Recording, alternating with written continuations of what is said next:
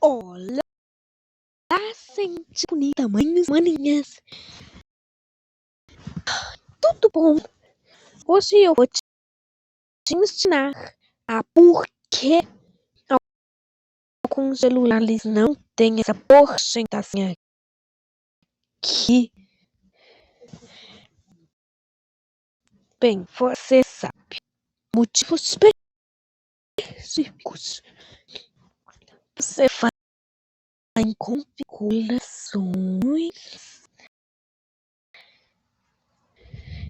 vai lá em assistência de aparelho, clica em bateria. Ela sim aceito. Não. Ela sim aceito. Você vai em configurações. Não tem mais o porcento de bateria. Então o que tu faz? Você pode pesquisar aqui por barra status. Tu pesquisa aqui. Ou se não conseguir como do que eu queria, volta completamente tudo.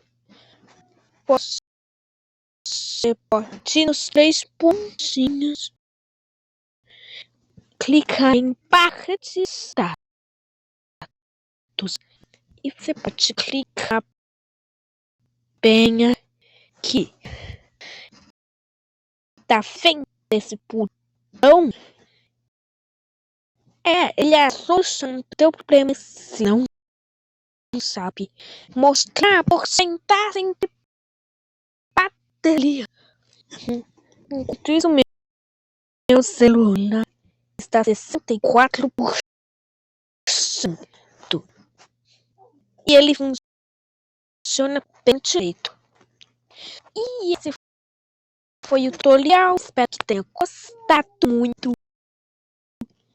Espero que sim.